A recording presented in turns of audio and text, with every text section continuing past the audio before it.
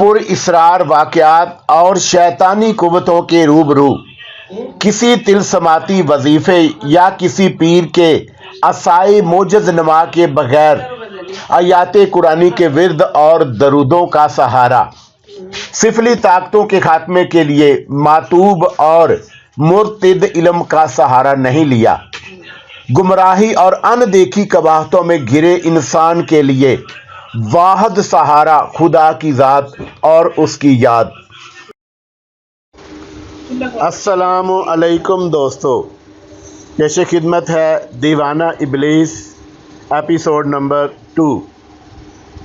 سامنے برآمدے میں کھڑی شمع نے اس کی گاڑی کو دیکھتے ہی جیسے اس کی طرف دوڑ لگا دی تھی، اس کی بے تابی پر وہ مسکرا کر رہ گیا۔ ڈیش بورڈ میں نصب گھڑی میں وقت دیکھا، وہ احتیاط سے گاڑی چلانے کے چکر میں پورے 15 منٹ لیٹ تھا۔ اس نے گاڑی سے باہر قدم رکھا اور بے تابانہ بڑھتی چلی آتی شمع کو بازوؤں کے گھیرے میں لے لیا۔ یہ چند منٹ کی دیر کیا حسین انجام لائی تھی۔ کیا بات ہے جانم، اس نے آہستہ سے شمع کو خود سے الگ کیا۔ کچھ نہیں، آپ نے اتنی دیر کر دی۔ وہ سہراب کا بازو اپنے گرد حمائل کرتے ہوئے اس کے ساتھ اندر کی طرف چل دی۔ اپنا چہرہ اس نے سہراب کے سینے میں چھپا لیا تھا۔ سہراب نے محسوس کیا کہ شمع کا جسم لرز رہا تھا۔ اس نے اسے اپنے ساتھ بھینچ لیا اور اسی طرح وہ اپنے بیڈ روم میں چلے آئے۔ اندر داخل ہوتے ہی وہ پاگلوں کی طرح اس سے لپٹ گئی۔ اب وہ باقاعدہ کانپ رہی تھی۔ شمع جانم، کیا بات ہے؟ وہ بے تاب ہو گیا۔ شمع کا چہرہ دونوں ہاتھوں میں لے کر اس نے سامنے کیا اور اس کی لرزتی ہوئی پلکوں کا احاطہ نگاہ میں لے کر والہانہ دیکھنے لگا۔ آپ نے اتنی دیر کیوں کر دی؟ شمع نے پھر وہی سوال دہرایا اور اس کے ہاتھوں کو اپنے ہاتھوں میں تھام لیا۔ کتنی دیر؟ میں صرف 15 منٹ لیٹ ہوا ہوں، وہ بھی ایک حادثہ، وہ کہتے کہتے رک گیا۔ وہ حادثہ؟ کیسا حادثہ؟ شمع نے پٹ سے آنکھیں کھول دیں اور براہ راست سہراب کی آنکھوں میں گھورنے لگی۔ سہراب اس کی ہرنی جیسی آنکھوں سے جھانکتی ہوئی وحشت سے گھبرا سا گیا۔ بات کیا ہے؟ تم مجھ سے کچھ چھپا رہی ہو، سہراب تشویش سے بولا۔ پہلے آپ بتائیے، کیا حادثہ ہوا تھا راستے میں؟ کوئی موٹر سائیکل تو گاڑی سے نہیں ٹکرا گئی؟ تمہیں کیسے پتا؟ وہ حیرت سے اچھل پڑا۔ جو میں نے پوچھا ہے وہ بتائیے، وہ ضد پر اتر آئی۔ ادھر آؤ۔ وہ اسے لے کر بیڈ کی طرف بڑھا اور اسے آرام سے بٹھایا۔ میں چینج کر کے آتا ہوں۔ وہ سائیڈ روم کی طرف بڑھ گیا۔ 5 منٹ کے بعد جب وہ لوٹا تو شمع بیڈ کی بجائے صوفے پر بیٹھی تھی۔ سامنے تپائی پر چائے کے برتن پڑے تھے۔ وہ سہراب کے لیے چائے بنا چکی تھی اور اب اپنے کپ میں چینی ڈال رہی تھی۔ سہراب اس کے ساتھ ہی صوفے پر آ بیٹھا، چائے کا کپ اٹھا کر سپ لیا اور کپ واپس تپائی پر رکھ دیا۔ شمع نے اپنا کپ تیار کر کے وہیں رہنے دیا اور ذرا سا رخ پھیر کر اس کی طرف متوجہ ہو گئی۔ ہاں اب کہیے، کیا حادثہ ہوا؟ وہ اب بھی بے چین تھی۔ بات ترتیب سے ہوگی، پہلے میں بتاتا ہوں۔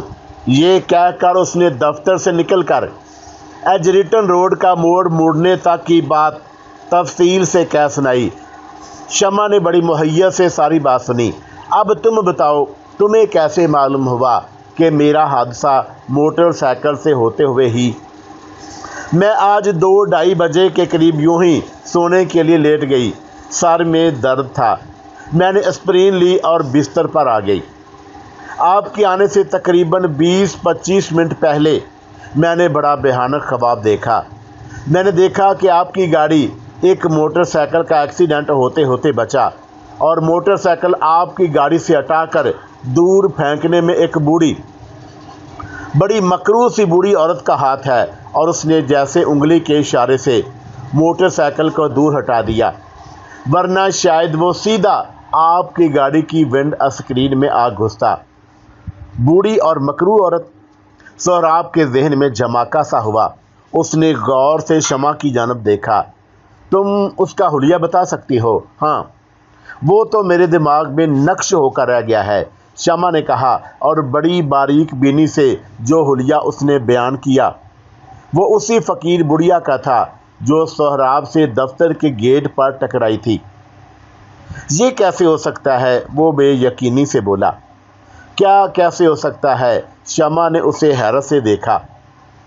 یہ بالکل اس فقیر بڑھیا کا حلیہ ہے جو مجھ سے دفتر کے گیٹ پر ٹکرائی تھی، مگر وہ تمہارے خواب میں کیا کر رہی تھی؟ اور وہ بھی ٹھیک اسی وقت جب یہ حادثہ ہو رہا تھا۔ شمع نے بات پوری کی۔ اور اسی وقت سے میں بے چینی کے عالم میں آپ کی منتظر تھی۔ دفتر فون کیا تو پتہ چلا کہ آپ گھر کے لیے نکل چکے ہیں۔ خواب ختم ہوتے ہی میں گھبرا کر بیدار ہو گئی تھی۔ تب سے میں کوریڈور میں ٹہل رہی تھی۔ اگر آپ 5 منٹ مزید نہ آتے تو میں آپ کی تلاش میں نکل پڑتی۔ وہ بچوں کی طرح سہم کر اس کے ساتھ لگ گئی۔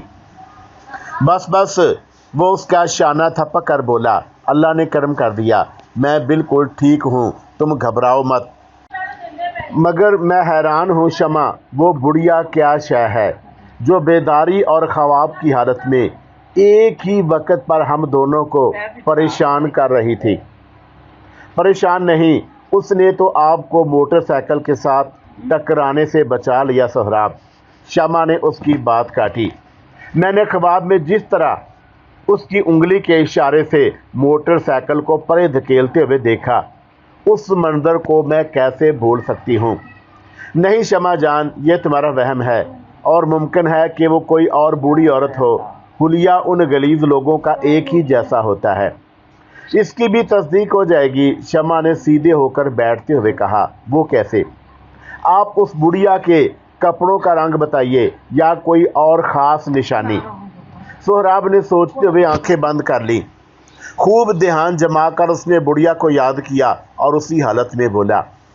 اس نے سرخ پھولوں والا ڈیزائن کے ملجگے سے کپڑے پہن رکھے تھے اور اس کے بائیں ہاتھ میں ایک تھیلا اور چھوٹے دانوں کی سفید تسبیح تھی۔ شمع نے پھر اسے چونکا دیا۔ ہاں بالکل۔ سہراب آنکھیں کھول کر حیرت سے اسے گھورنے لگا۔ تو پھر وہ ایک ہی بڑھیا ہے جو ہم دونوں میں سے ایک کو ملی اور دوسرے کو خواب میں دکھائی دی۔ یہ تو بڑی عجیب بات ہے، سہراب بڑبڑایا، مگر اس کا مطلب کیا ہے؟ وہ کیوں مجھے ایک حادثے سے خبردار کر کے تمہارے خواب میں آ گھسی؟ یہ تو میں نہیں جانتی، مگر آپ سے ایک درخواست ہے۔ وہ اس کا ہاتھ تھام کر بولی۔ کیا کہہ رہی ہو جانم؟ سہراب بے حد پیار سے بولا۔ ارے تم حکم دو، درخواست کریں تمہارے، بس مسکا نہیں۔ شمع نے اس کے ہاتھوں کو چوم لیا۔ آپ ایک احتیاط کریں کہ کسی فقیر کو خالی نہ لوٹایا کریں اور جھڑکی مت دیا کریں، اس سے اللہ ناراض ہوتا ہے۔ آپ نے بتایا کہ اس بڑھیا کو بھی آپ نے جھڑک دیا تھا۔ ہاں، وہ خجل سا ہو گیا۔ وہ اچانک اتنی تیزی سے آگے آئی کہ میں طیش میں آ گیا۔ آئندہ احتیاط کروں گا، شکریہ۔ اور اگر وہ بڑھیا دوبارہ ملے تو اسے خوب ڈھیر سارے پیسے دیجیے گا اور اسے دعا بھی کرائیے گا۔ وہ شرما گئی۔ دعا؟ وہ کاہے کے لیے؟ سہراب کچھ نہ سمجھا۔ آج دوپہر ڈاکٹر نائلہ کا فون آیا تھا، رپورٹ پازیٹیو ہیں، شمع نے اسی شرمیلے لہجے میں کہا۔ ارے واہ! سہراب نے اسے باہوں میں بھر لیا۔ یہ تو بڑی خوش کرنے والی خبر سنائی تم نے۔ پھر اب کیا ارادہ ہے بیٹی کے بیٹا؟ وہ اسے چھیڑنے لگا۔ میں کیا جانوں؟ اس نے سہراب کے سینے میں منہ چھپا لیا۔ یہ تو اللہ کی مرضی ہے۔ ارے مگر کچھ مرضی ہماری بھی تو ہونی چاہیے۔ سنا ہے وہ کبھی کبھی اپنے بندوں کا بڑا قریب ہو کر سنتا ہے، تو سنائیے نا اسے، مجھے کیوں تنگ کر رہے ہیں؟ وہ اٹھ کر جانے لگی، مگر سہراب نے اسے دوبارہ باہوں میں جکڑ لیا۔ تم بھی دعا کرو نا، ایک خوبصورت سا بیٹا دے دے، اور اگر بیٹی دے دی تو اس نے دیدے پٹ پٹائے۔ بیٹا ہوا تو سمجھوں گا کہ میری دعا قبول ہو گئی، بیٹی ہوئی تو یہ اس کی دین ہوگی، مجھے بھی وہ بھی کسی نعمت سے کم نہیں ہوگی۔ بیٹی رحمت ہوتی ہے جناب۔ شمع نے اس کی ٹھوڑی کو انگلی اور انگوٹھے میں لے کر ہلایا۔ بیٹا نعمت ہوتا ہے، چلو دونوں ہی نیک نصیب لے کر آئیں۔ شمع، میں سوچتا ہوں اتنی دولت جائیداد اور کاروبار کا وارث کب آئے گا؟ کب؟ اپنے وقت پر آئے گا۔ اور اب چھوڑیے، جا کر فریش ہو جائیے، آج آپ نے غسل سے پہلے چائے پی لی؟ ہاں۔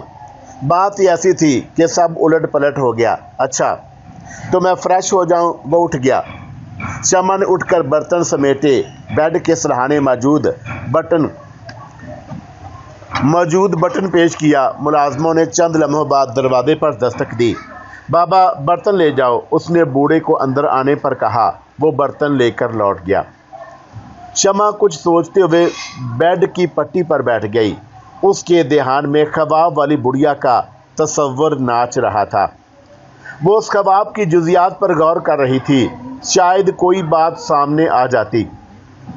کچھ دیر بعد اس نے اس بات میں یوں سر ہلایا جیسے کچھ فیصلہ کر لیا ہو۔ پھر وہ باتھ روم کے دروازے پر آئی اور آہستہ سے دستک دی۔ یس، اندر سے سہراب نے شاور کی شاں میں جواب دیا۔ میں ذرا امی کے کمرے تک جا رہی ہوں، ابھی لوٹ آؤں گی۔ اوکے، سہراب نے اسی انداز میں جواب دیا۔ وہ مسکراتی ہوئی پلٹی اور کمرے سے نکل گئی۔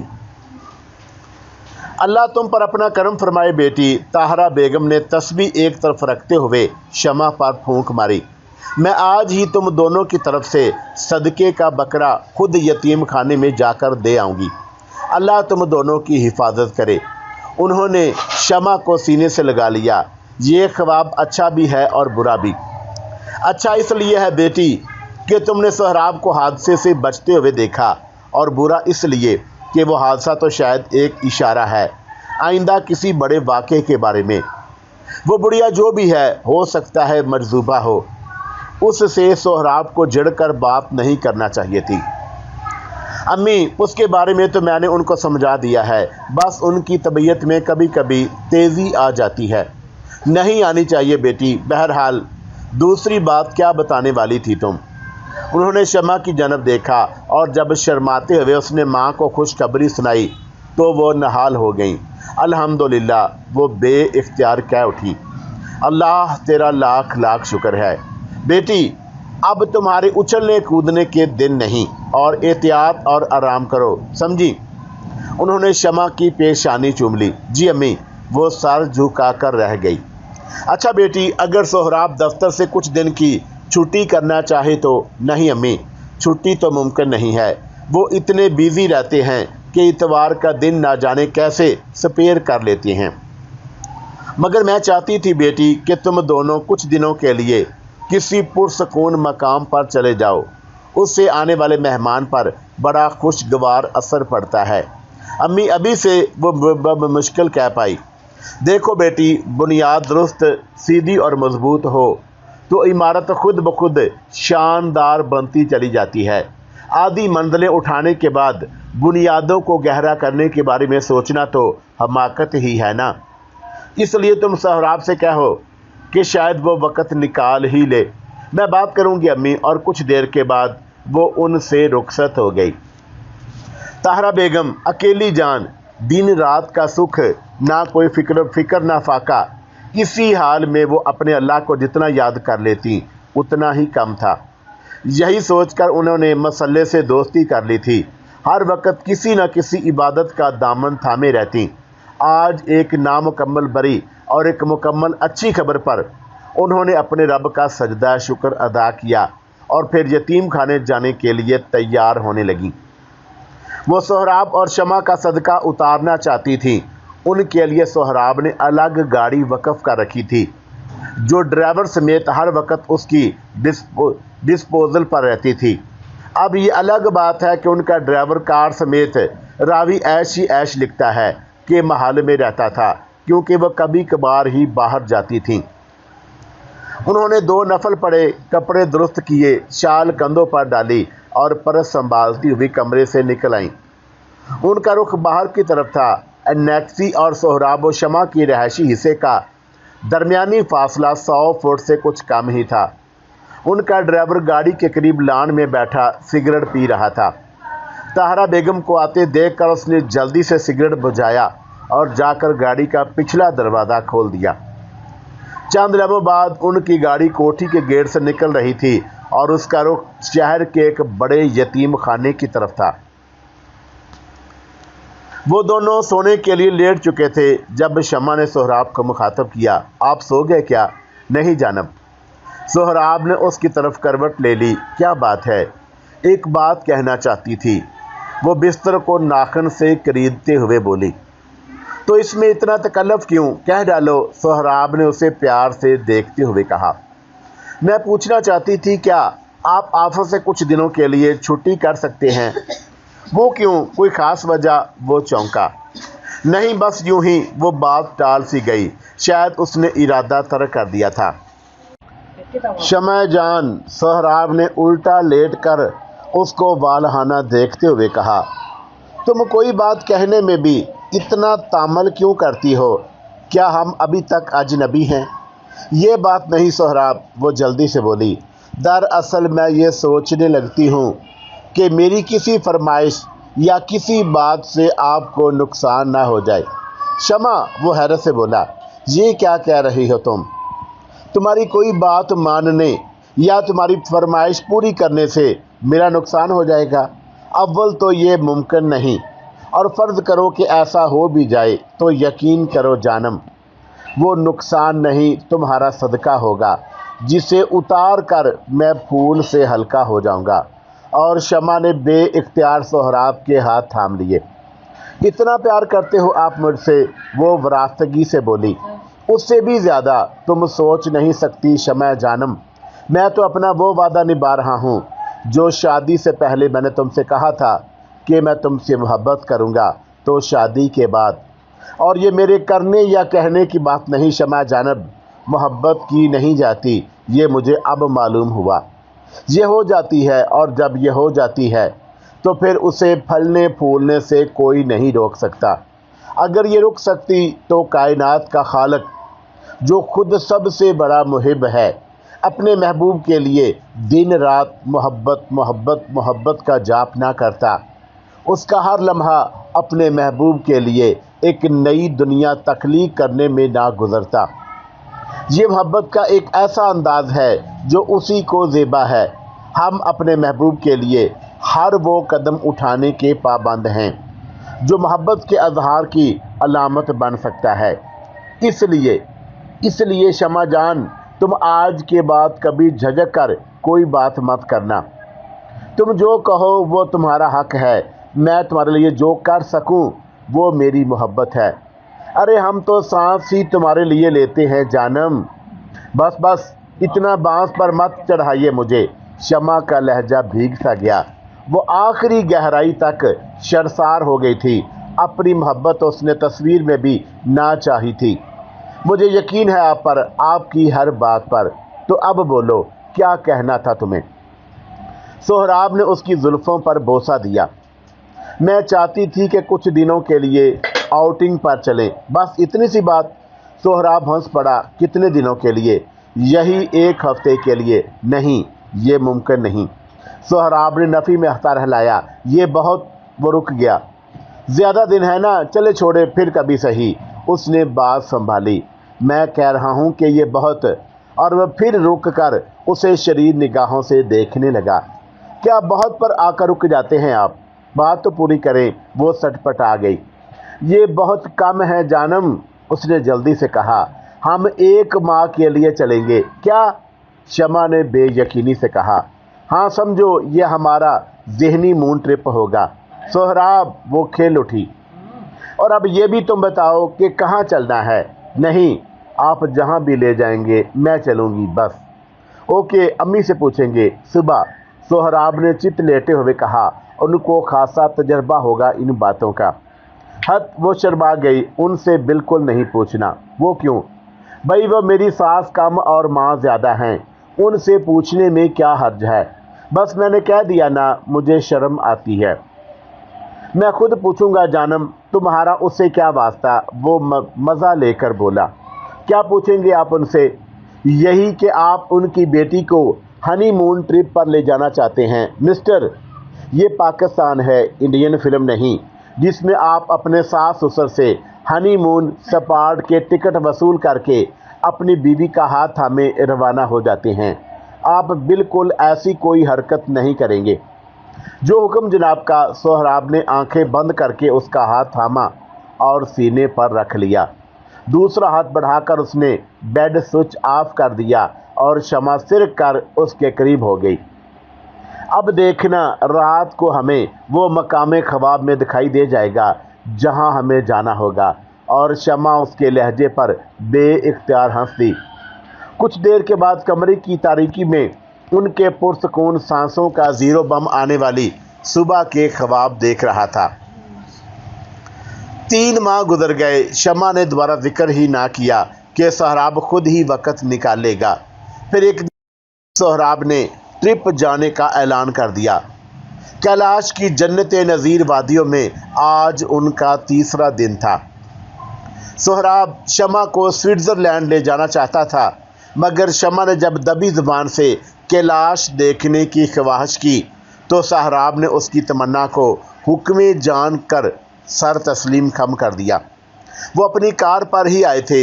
چترال تک انہیں جہاز کے سفر میں کوئی شے مانی نہ تھی، مگر سہراب جانتا تھا کہ جو لطف اپنی سواری میں ہے وہ کسی اور ذریعے میں نہیں۔ وادی کے کلب میں انہوں نے سبرینا ہوٹل کے نام پر ایک ایسی عمارت میں کمرہ حاصل کر لیا تھا جو ریسٹ ہاؤس سے ملتی جلتی تھی، اور اسے پٹھانوں کی سائیکل جیسی سجاوٹ سے آراستہ کر کے عمارت کے مالک شمروز خان نے اسے ہوٹل کا نام دے دیا تھا۔ شمروز خان ایک جوان، دلیر اور ہنس مکھ آدمی تھا۔ اردو آسانی سے سمجھ اور بول لیتا تھا۔ اس نے ہوٹل میں مقامی لوگوں میں سے وہ افراد چن رکھے تھے جو اردو بولنے اور سمجھنے میں خاصے رواں تھے۔ سہراب ہر روز شمع کو ساتھ لیتا۔ دوپہر کے کھانے کے نام پر پراٹھے، کباب اور کبھی کبھی انڈا برگر ٹائپ کوئی شے بنوا کر بیگ میں ڈال لیتے۔ جہاں تک گاڑی جا پاتی وہاں تک وہ گاڑی پر آتے اور اس سے آگے وہ پیدل ہو لیتے۔ قدرتی مناظر کے جلوہ میں شمع کی تصویریں وہ اس بہتاب سے بناتا کہ وہ گھبرا جاتی۔ ضد کر کے وہ اس کے ساتھ آٹومیٹک سسٹم پر یا اس کے اکیلے کی تصویریں بناتی، ورنہ وہ روزانہ 2-3 رول صرف شمع ہی کے ایکسپوز کر ڈالتا تھا۔ لگتا تھا کہ وہ ہر اچھے اور حسین منظر میں شمع کا رنگ بھرنے کی قسم کھا چکا ہے۔ آج وہ شمع کو وادی کے جنوب میں واقع ایک تباہ حال محل کی سیر کرانے کے لیے لایا تھا۔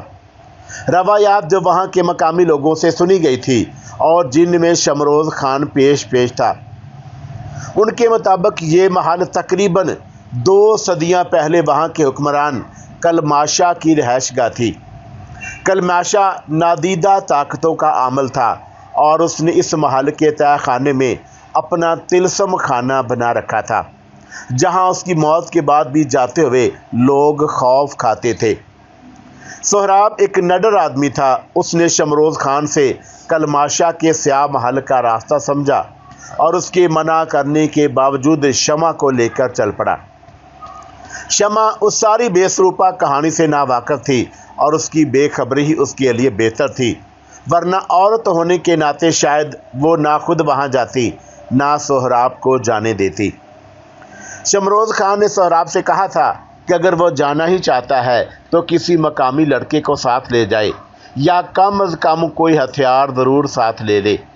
سہراب نے اس کی پہلی بات سے تو قطعاً اتفاق نہیں کیا، البتہ دوسری بات پر معمولی سے غور کرنے کے بعد اس نے عمل کرنے کا فیصلہ کر لیا اور شمروز ہی سے ایک آٹومیٹک جدید ریوالور خرید لیا، جس کے ساتھ شمروز نے گولیوں کے 50 راؤنڈ بھی فراہم کر دیے تھے۔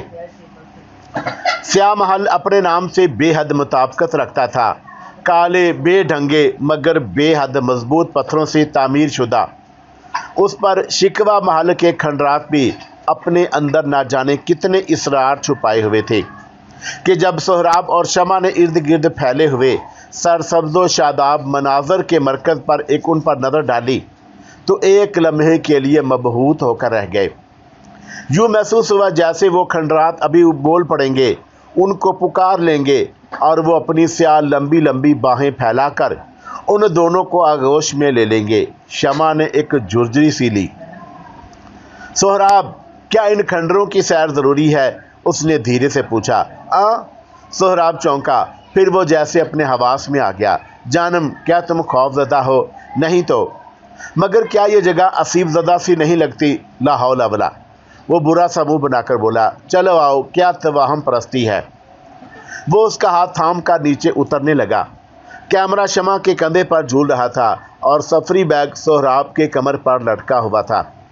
اس میں ضروری سامان کے علاوہ کھانے پینے کی چیزیں اور سائیڈ پاکٹ میں چائے کا تھرماس بھی فکس تھا۔